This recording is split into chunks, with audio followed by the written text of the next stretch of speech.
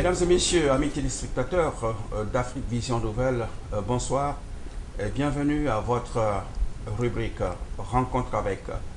Rencontre avec, je reçois pour vous ce soir l'honorable Isiaka Soumahoro, député maire de Douala et Massala, depuis les États-Unis et depuis New York. Excellence, bonsoir. Bonsoir. Et comme on le dit en anglais, welcome. Thank you. Vous êtes ici aux États-Unis depuis quand? Je suis là depuis avant-hier. Depuis avant-hier. Oh, oui. Et le voyage s'est bien passé? Très bien. Le voyage est très bien passé. Et vous êtes là pour les vacances, pour des contacts? Ben non, malheureusement, je ne suis pas ici pour des vacances. Je suis ici pour des problèmes de santé, ce qui est un peu surprenant. Mais c'est ça la réalité. Parce qu'aujourd'hui, nous sommes en session extraordinaire en Côte d'Ivoire. Mais compte tenu de ma situation de santé, j'ai été un peu obligé de faire ce voyage. Voilà. Excellence, pouvez-vous vous présenter à nos téléspectateurs? Ben, je crois que vous l'avez dit, je suis l'honorable Isiaka Soumahoro. J'ai ma circonscription qui est Douala et Massala, dans le département de Séguéla, la région du Ourodougou. Dans la région de Ourodougou, vous êtes député depuis quelle année déjà? Ben, je suis député depuis 2011, parce que c'est l'année, ça a été l'année des élections législatives. Et puis bon, la mairie, ça c'était en 2013, où j'ai été réélu. Mais sinon que je suis maire depuis 2001, depuis le temps de l'ancien pouvoir. Voilà. J'ai réussi, n'est-ce pas, à contenir, n'est-ce pas, l'esprit des parents. Et puis, heureusement, ils ont compris de quoi je pouvais éventuellement être capable. Ce que j'ai pu leur apporter pendant ces années-là. Dieu merci, ils m'ont fait confiance et ils m'ont réélu en 2013. Alors, qu'est-ce qui vous a motivé concrètement pour être sur la voie politique? C'est quoi exactement? Ben, sur la voie politique, je vais vous dire de façon sincère que c'est grâce à mon aîné Amadou Soumahoro, qui éventuellement, vous le connaissez très bien. Ouais, le grand frère que je salue au passage. Merci. Ouais. Et qui est aujourd'hui le secrétaire intérimaire du parti, notre grand parti, le RDR. Et en tout cas, je le dis, d'abord je lui dis merci pour m'avoir accepté et m'ouvrir les portes de la politique. Parce que c'est lui, éventuellement, qui, au cours d'un voyage ici à New York, a souhaité que je retourne en Côte d'Ivoire, que je retourne au pays. Parce qu'il a pensé que j'avais beaucoup plus de possibilités étant au pays. Et je l'ai accepté, je suis retourné. Mais sinon, au niveau de New York, je pense qu'on a été les pionniers du RDR. C'est éventuellement nous qui avions implanté le parti dans pratiquement la plupart des États ici aux États-Unis. Ça n'a pas été facile, hein? Ben, il faut le dire de façon sincère, ça n'a pas été facile, puisque vous êtes d'accord avec moi que c'était le Parti démocratique de Côte d'Ivoire, je veux dire le PDCI, qui éventuellement était ancré dans l'esprit des uns et des autres. Et quand le FPI est venu, je pense qu'ils ont eu quelques représentants ici à New York.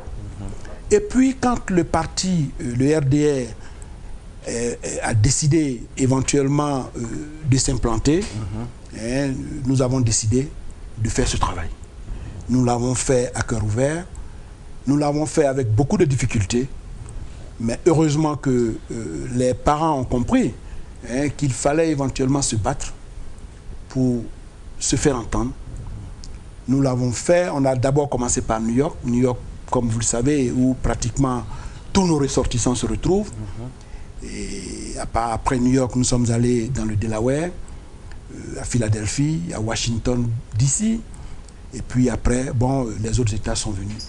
Nous sommes allés au Canada, où nous avons eu la possibilité d'implanter le parti.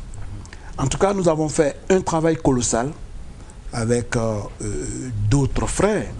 De passage... Vous pouvez citer des noms. Hein. Oh, absolument. Il y avait Ben Mewe, qui était éventuellement le délégué général. Malheureusement, paix à son âme. Paix à son âme, parce qu'il avait pratiquement tout mis dans ce parti. Il s'était donné pour ce parti. Mais Dieu ne lui a pas donné longue vie. Il a succombé. Et nous avons continué avec Kamara Enza, qui est aujourd'hui, lui, le délégué du parti. Donc, je pense qu'il est éventuellement en train de faire en sorte que le parti continue. Que le parti continue. Et nous sommes retournés au pays. Comme je vous l'ai dit, par la grâce d'Amadou, moi, je suis parti. Et je suis devenu d'abord maire et par la suite député. Donc, voilà un peu l'histoire du RDR aux États-Unis. Et pendant toute cette période ici, quel est l'événement qui vous a le plus marqué au cours des marches, au cours d'une réunion, au cours des rencontres? Qu'est-ce qui vous a marqué véritablement? Ce qui m'a marqué, c'est le décès de Guéni, le premier secrétaire du parti. Parce que nous, on attendait Guéni aux États-Unis, plus particulièrement à New York. Guéni devait venir, il devait faire un voyage. Et puis par la suite, nous avons appris qu'il était malade. Et le voyage n'a pas eu lieu. Et ça m'a marqué. Ça m'a beaucoup marqué. Ça m'a vraiment marqué. Parce que nous nous sommes dit que ça devait être le clic. Parce que d'abord, on a fait un travail colossal sur le terrain. Et au moment où le dirigeant même, l'homme même du parti devait venir pour éventuellement galvaniser et dire aux uns et aux autres que voilà le parti, voilà ceux qui ont pu implanter le parti aux États-Unis. Malheureusement, ça n'a pas eu lieu. Et ça, vraiment, ça m'a marqué. Ça m'a marqué. Mais sinon, comme vous le savez, ce parti, nous avons éventuellement mis un long temps. C'était la longue marche pour réussir, pour faire en sorte que les uns et les autres acceptent ce parti. Ça n'a pas été facile. Et puis, le président lui-même est arrivé. Là encore, vraiment, ça a galvanisé les uns et les autres. Vous parlez du président, c'est son Excellence Alassane Dramane Ouattara. Voilà. Quel regard portez-vous sur cet homme? Votre première interview ici avec Balos, vous aviez évoqué quelque chose. Absolument, en son temps. En son temps, je disais qu'il fallait que les Ivoiriens comprennent que c'était un moment où les Ivoiriens devaient prendre une décision. Parce que vous savez, l'être humain vieillit. Plus on se bat, plus on vieillit.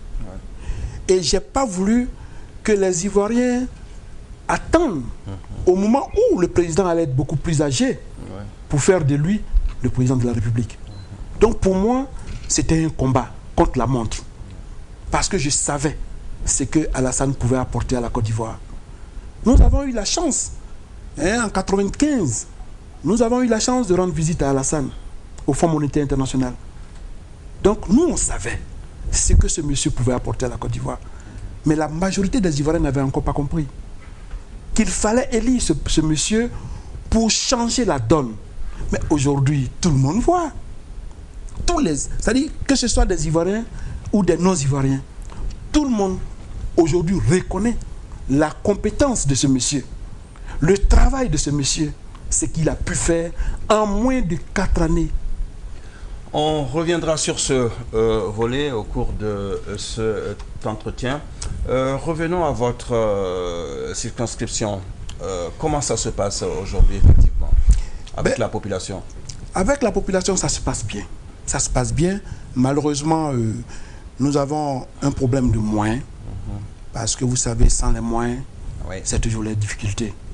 Mais sinon, en ce qui concerne les actions menées, je peux dire aujourd'hui, Dieu merci.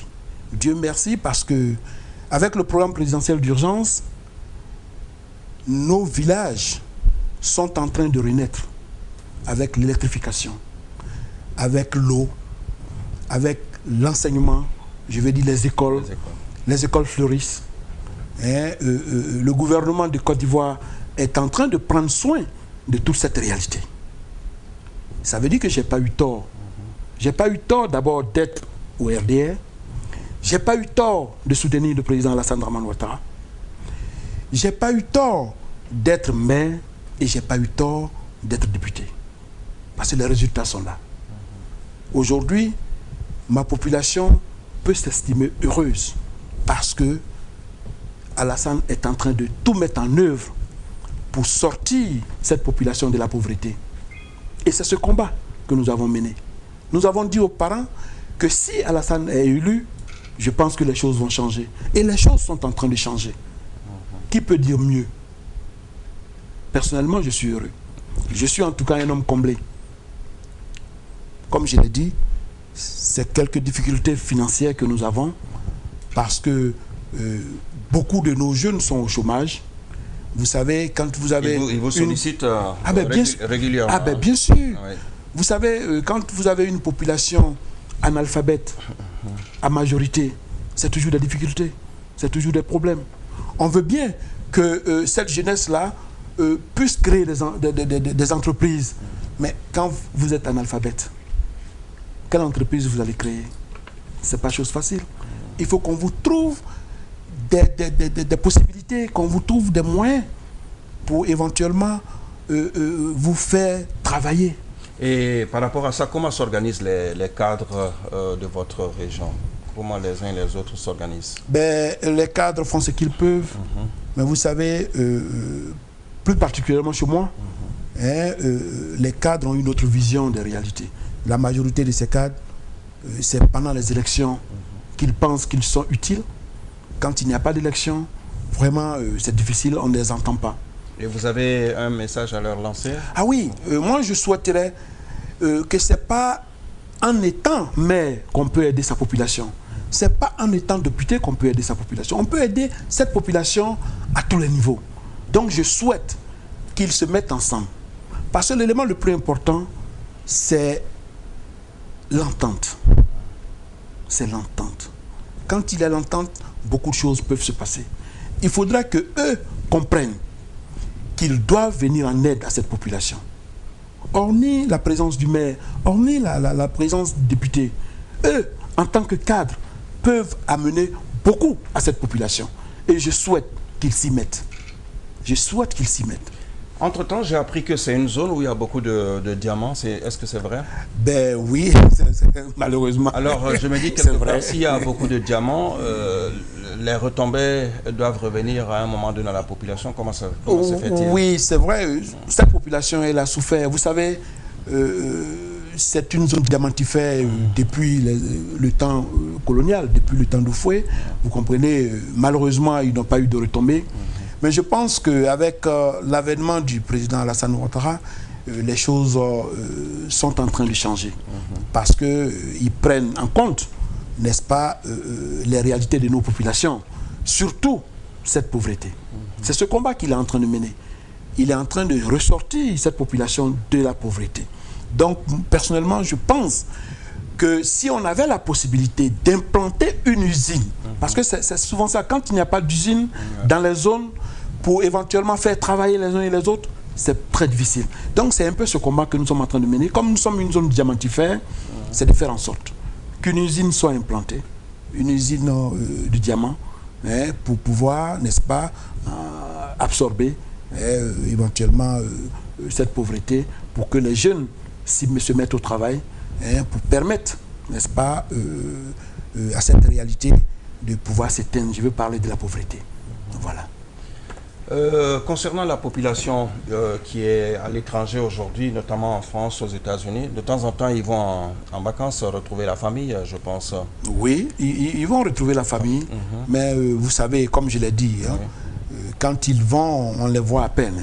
C'est quand on attend quand il y a les élections, quand on dit voilà, les élections sont en train, n'est-ce pas, d'être se présentent. Ouais. Quand les élections se présentent, c'est là vraiment ils ont cette motivation parce que chacun veut être maire, chacun veut être député, vous savez, c'est un peu ça. Et c'est pour cette raison que j'ai lancé ce message tout à l'heure pour leur dire qu'on ne doit pas attendre cette période-là. On ne doit pas attendre cette période. Parce que nos populations ont besoin d'être entretenues. Cette population a besoin d'aide, surtout venant de l'extérieur. Donc je pense que quand ils viennent, il faut qu'ils pensent à cela, qu'ils essaient d'aider cette population pour sortir, n'est-ce pas, de cette pauvreté. Parce que c'est un peu ça. Vous savez, quand je prends les pays comme le Sénégal, comme le Mali, c'est souvent l'extérieur qui aide la population. Parce qu'ils ont beaucoup de ressortissants à l'extérieur. Et je pense que chez nous, on a aussi des ressortissants à l'extérieur. Il faut qu'ils pensent. Même si eux ne pensent pas au retour, mais au moins ils doivent penser, n'est-ce pas, envoyer des devises pour aider leurs parents. Honorable, monsieur le député, vous en parlez tout à l'heure. Aujourd'hui, la Côte d'Ivoire est en chantier avec son Excellence le président Alassane Dramane Ouattara. Quel regard portez-vous par rapport à toutes ces réalisations? Merci pour cette question. C'est une question très importante. En ce qui me concerne, d'abord, je suis fier. Je suis fier de voir le travail colossal que le président Alassane Dramane Ouattara non seulement a fait, mais est en train de faire. Les 4 années de pouvoir a été démontré qu'Alassane, tout ce qu'il avait dit pendant qu'il était dans l'opposition, a pu le réaliser. Je pense que je n'ai pas eu tort, comme je l'ai dit. Ce combat que j'ai mené, je n'ai pas eu tort de mener ce combat. Parce que je savais que tout ce qui a été fait devait être fait. J'avais eu confiance, sinon que j'ai eu confiance en ce monsieur. Et la preuve, dès qu'il est arrivé au pouvoir, il a démontré qu'il était venu pour travailler. Pour construire. Pour construire, pour développer. Et dès son arrivée, il a dit qu'en 2020, la Côte d'Ivoire serait un pays émergent. Et c'est dans cet élan d'émergence qu'il a entrepris ces actions qu'il a menées. Toute la Côte d'Ivoire reconnaît aujourd'hui que la Côte d'Ivoire a changé. Toute l'Afrique, je dirais. Merci. La Côte d'Ivoire a changé. La Côte d'Ivoire, d'abord, a toujours été la locomotive de l'Afrique de l'Ouest. Tout à fait. Et je pense qu'il a maintenu cette réalité à travers le travail qu'il a mené, à travers les actions qu'il mène au jour le jour. Souvent, les Ivoiriens disaient qu'ils ont un président qui voyage de trop. Mais les Ivoiriens ne comprenaient pas. Le résultat est là. Tout ce voyage que le président était en train de faire, mais c'était pour obtenir quelque chose. Et eux, aujourd'hui, voient que ces voyages n'ont pas été faits pour rien. Alassane, à travers ces voyages, était en train d'ouvrir la porte à la Côte d'Ivoire. Et il a ouvert cela à travers le monde. Je pense que, personnellement, je ne peux qu'être heureux. Je suis heureux de savoir que le combat que nous avons mené a eu une réalité. Nous avons eu raison. Et la raison, c'est de continuer de soutenir le président Alassane Dramane Ouattara dans ses actions. Nous continuerons de le soutenir parce que nous sommes convaincus qu'en 2020, la Côte d'Ivoire sera un pays émergent. Parlant des élections, il faut le savoir, il a remporté dès le premier tour. Et aussi, ces élections se sont passées dans la tranquillité totale. Il n'y a pas eu de violence. C'est des actions à saluer. Hein. Absolument. Et je pense qu'il est à féliciter. Il est à féliciter. Parce que quelqu'un me disait à un moment donné que vous avez un président qui a très peur. J'ai dit, ah bon? On a un président qui a très peur? Mais attends. Peur de quoi? C'est ce que je n'ai pas compris. Quand il dit, vous avez un président qui a très peur. J'ai dit, mais attends, tu n'as encore pas bien compris. Regarde aujourd'hui autour de toi. Regarde la Côte d'Ivoire. C'est cette peur d'Alassane qui a fait que la Côte d'Ivoire a atteint ce niveau. C'est cette peur dont tu parles. Parce que vous voulez comparer Alassane à quelqu'un d'autre. Ce quelqu'un d'autre, c'était un va-t-en-guerre. Mais non, mais Alassane ne peut pas être un va-t-en-guerre. Je vais dire de façon naissante. Il n'a pas eu cette culture. Alassane a eu une culture de paix, de dialogue. Et c'est ce qu'il a continué. Et c'est ce qui continue. Et c'est ce qui fait de la Côte d'Ivoire aujourd'hui ce pays qui s'est retrouvé et ce pays qui est sur la voie de l'émergence.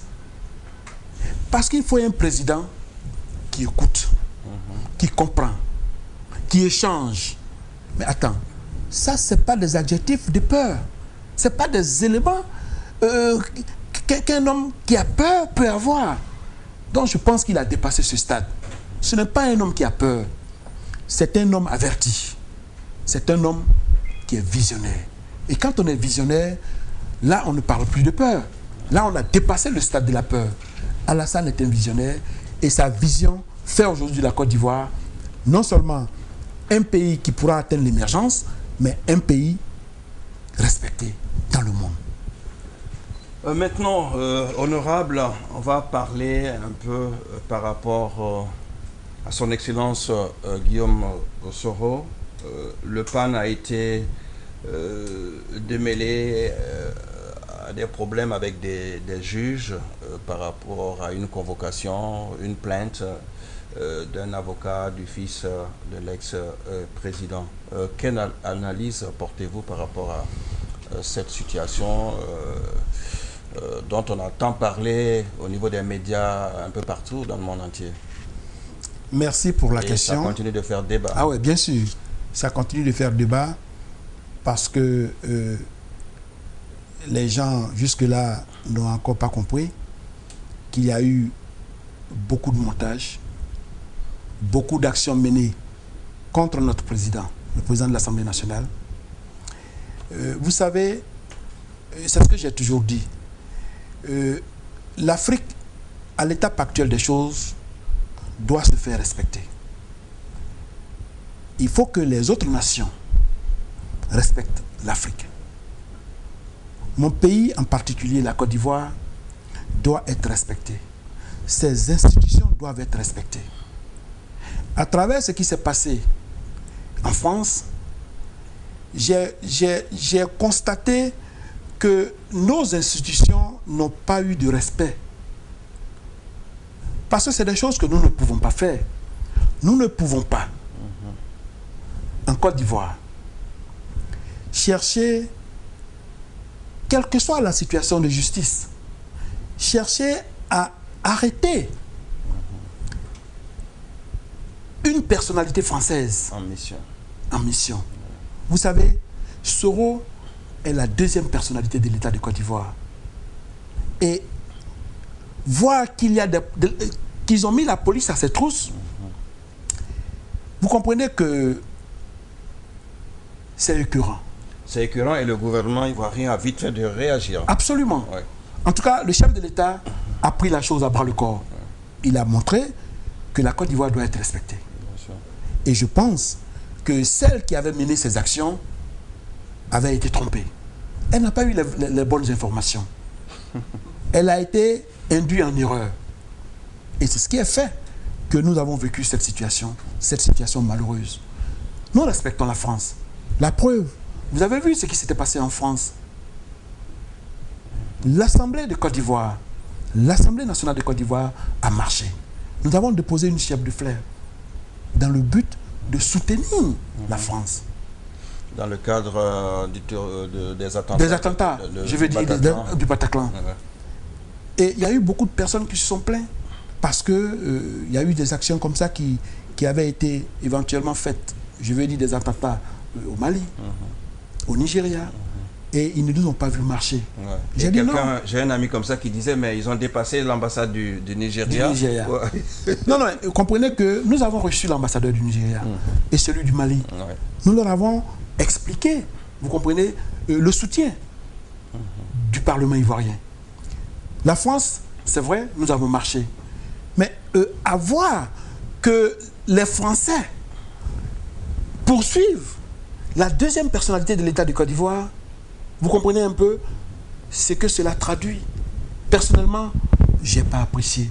J'ai vu que la France, hormis nos relations, doit respecter les institutions africaines. Mais quand on regarde, c'est un individu aussi. C'est pas la France dans sa globalité. Quand vous dites c'est un individu, oui. Là je ne comprends pas. Vous parlez du juge en question. Du juge en question. Oui, mais attendez.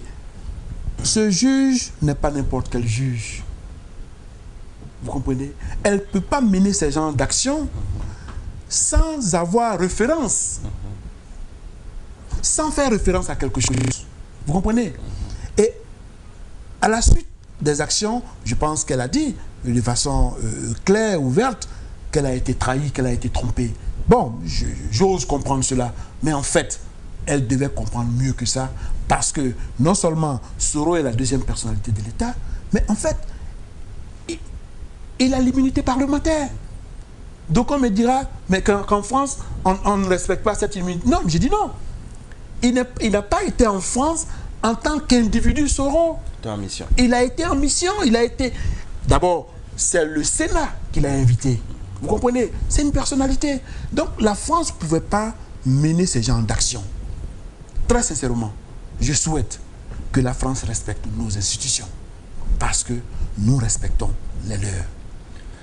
Honorable, on va continuer. On va aller sur un autre volet. Aujourd'hui, vous avez beaucoup d'Ivoiriens à l'étranger, au niveau de la diaspora, que ce soit en France, en Allemagne et ici aux États-Unis. Quel message avez-vous à leur adresser par rapport aujourd'hui à tout ce qui se passe comme développement au pays pour pouvoir venir et soutenir le président dans ses actions? Ben, je pense que le message que j'ai à lancer aux ressortissants ivoiriens à l'extérieur, c'est de mettre tout en œuvre pour rentrer et aller aider le chef de l'État pour faire en sorte que la Côte d'Ivoire continue sur sa lancée pour éventuellement être un pays émergent. Alassane ne peut pas faire de la Côte d'Ivoire un pays émergent seul. Il a besoin du soutien de ses ressortissants, surtout ceux qui sont à l'extérieur.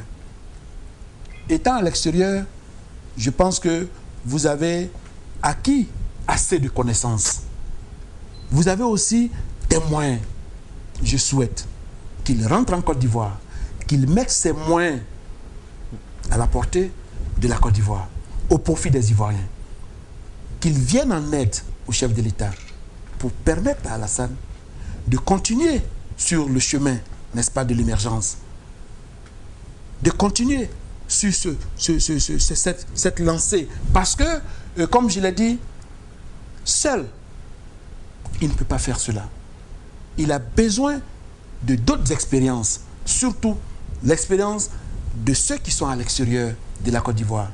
Donc, le message que je lance, c'est de faire en sorte que nos ressortissants pensent à leur pays, qu'ils pensent qu'ils peuvent aider la Côte d'Ivoire, qu'ils peuvent aider leur population pour aller vers l'émergence. Merci par rapport à votre réponse. Une autre question, honorable. Vous avez la chance de voyager, c'est très important en tant que député. Merci. Et vous partez en Europe, vous venez aux États-Unis, vous voyez un peu ce qui se passe au niveau de l'environnement, au niveau des espaces verts. Et en Afrique, c'est un problème réel. C'est un problème réel par rapport à la salubrité, par rapport à beaucoup de choses. Quel regard, quel commentaire faites-vous? Parce que c'est ça aussi les réalités africaines. Oui, absolument. Je pense que par rapport à la salubrité, je pense que le travail est en train d'être fait par le gouvernement ivoirien. Parce que l'autre jour, j'ai vu des images sur les réseaux sociaux au niveau de Nangui à Brogua, oui, juste à côté du marché. Mais quand j'ai vu, j'ai dit, mais c'est pas possible. Oui, peut-être que c'est le seul exemple que vous avez vu. Oui. Mais vous aurez pu éventuellement me dire que vous avez vu au plateau, le changement sur le plan, n'est-ce pas, environnemental. Le maire du plateau est en train de faire un travail colossal. Ouais. Le maire de Treichville également. Comprenez que c'est étape par étape que la transformation arrive. Ce n'est pas sur le champ. Et nous avons besoin de collaboration, nous avons besoin de moyens. Et c'est en cela que je demande aux ressortissants qui sont à l'extérieur de nous venir en aide. Vous comprenez? Est-ce qu'aussi il n'y a pas une possibilité par rapport à certains maires de voir des jumelages avec certains maires d'autres États Bien pour sûr. bénéficier de tout ce matériel? Bien sûr. C'est d'ailleurs un peu ce travail que personnellement que je vais entreprendre après mes visites médicales. Je pense que je vais aussi chercher à faire ce travail, n'est-ce pas, de jumelage, parce que c'est important. C'est important. Nous en avons besoin. Et je pense que les autres maires en feront autant. Mais vous savez, ce n'est pas chose facile. Ça, il faut le dire. Il faut une volonté, monsieur le maire. C'est vrai, il y a une volonté, mais il faut aussi des moyens. C'est vrai. Les moyens pour voyager. Absolument, des moyens pour voyager. Oui, et ça, il faut le dire. Nous avons besoin. Vous avez les billets d'avion. Ah oui, mais les billets d'avion ne sont pas gratuits. Je vous comprends. Les billets d'avion ne sont pas gratuits. Et comprenez que quand on parle de moyens, ce n'est pas de petits moyens. Nous avons besoin de gros moyens. Dans le but de nous faire entendre. Dans le but de pouvoir échanger. Dans le but de montrer, n'est-ce pas, nos réalités. La réalité de chaque commune à l'extérieur. Pour qu'ils comprennent qu'ils peuvent et qu'ils doivent nous aider. Moi, je le dis. Aujourd'hui, c'est vrai que tout à l'heure, je vous disais que la France doit respecter nos institutions. De façon historique, c'est avec la France que nous sommes en train de grandir. Et je pense que la France doit nous aider. C'est vrai, comme quelqu'un le disait, il faut d'abord s'aider soi-même avant de penser aux autres. Et c'est ce travail que nous sommes en train de faire. Nous sommes en train de nous organiser. Et cette organisation va nous permettre d'avoir une ouverture au niveau des horizons. Vous comprenez? Donc, je pense que nous avons beaucoup à faire. C'est vrai. Mais, comme je l'ai dit, avec un peu de moyens, nous allons réussir à faire en sorte que cet état d'environnement dont vous parlez puisse être résolu. Ce n'est pas un travail facile, mais ça a commencé. Honorable, on s'achemine allègrement vers la fin de cet entretien. Je voudrais profiter de la fenêtre ouverte pour dire un grand merci à M. Amadou Smaoro. Merci. Le grand frère qui nous a accueillis avec, je m'en souviens encore, avec Gadi Seli au stade de Séguéla. C'était un grand concert pour la population. Le stade qui porte le nom de son père, le Seni Soumaro. Le Seni Soumaro, voilà. C'est ça. Salut à monsieur le maire. Merci. Un dernier message à l'endroit de tous ceux qui nous suivent sur Afrique Vision Nouvelle à travers le monde. D'abord, je dis grand merci à Afrique Vision Nouvelle. Merci. Je vous félicite parce que j'ai vu, n'est-ce pas, cette chaîne grandir depuis un moment, depuis très longtemps. Aujourd'hui, vous êtes devenu une très grande chaîne. Grâce à M. Dosso, je ne peux que vous dire merci. Ouais. Et profitez, n'est-ce pas, de votre antenne pour dire à nos ressortissants de croire aux actions de notre président, les actions du président Alassane Dramane Ouattara. Il est en train de transformer la Côte d'Ivoire. Et je demande aux ressortissants de faire un voyage. Il faut qu'ils aillent voir l'évolution qui est en train, n'est-ce pas, de se faire en territoire ivoirien. Donc, vraiment, je leur demande de faire ce voyage pour vivre cette réalité. Parce qu'en vivant une réalité, ça vous donne les possibilités de réconfort. Et ça vous donne, n'est-ce pas, le sens de pouvoir un jour prendre une décision de rentrer et d'aider, n'est-ce pas, ce pays-là. Je sais qu'ils en sont capables. Ils ont les moyens, ils ont l'expérience, et je leur demande de faire cet effort et de venir dans le but d'aider le chef de l'État à faire le travail de l'émergence. Nous sommes à quelques jours de l'année nouvelle. 2016 s'approche. Quel est votre message à l'endroit par rapport aux vœux? Ben, je ne peux que souhaiter bonne et heureuse année aux uns et aux autres, à chacun et à chacune des Ivoiriens vivant à l'extérieur, et aussi le vœu de voir la Côte d'Ivoire aller de l'avant, la Côte d'Ivoire émergente, et je souhaite une longue vie au chef de l'État, parce que je suis convaincu qu'en ayant la longue vie, il aura cette possibilité de faire de la Côte d'Ivoire ce pays émergent dont il a vraiment rêvé. Et je souhaite que chacun puisse mettre dans ses vœux de voir la paix, le dialogue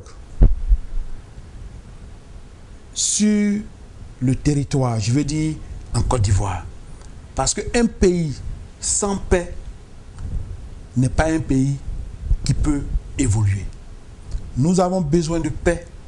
La Côte d'Ivoire a besoin de paix pour que ses enfants puissent émerger. Nous avons beaucoup souffert. Aujourd'hui, la Côte d'Ivoire s'est retrouvée et je souhaite que cette paix-là continue en Côte d'Ivoire, parce que c'est à travers cette paix que la Côte d'Ivoire sera un pays émergent. Voilà, pour boucler la boucle, comme il le disait, sans paix, pas de développement, mesdames et messieurs.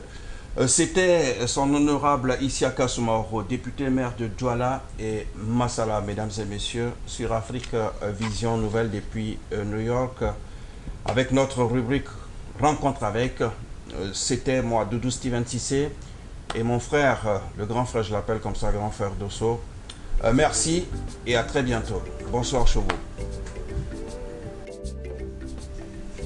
Hello, my name is Rama Khadija Mete, Bronx, Sunday, 9 p.m. to 10 p.m., Thursday, 1 p.m. to 2 p.m., Channel 69, Manhattan and New Jersey, Tuesday, 12:30 p.m. to 1 p.m., Channel 67, 85, and 36, Brooklyn and Staten Island, Friday, 7 p.m. to 7:30 p.m., Channel 68, 79, and 43, Queens, Friday, 7 p.m. to 7:30 p.m., Channel 43. This is our website, www.avnt.net. Watch African Vision TV, the best African Vision channel in the USA.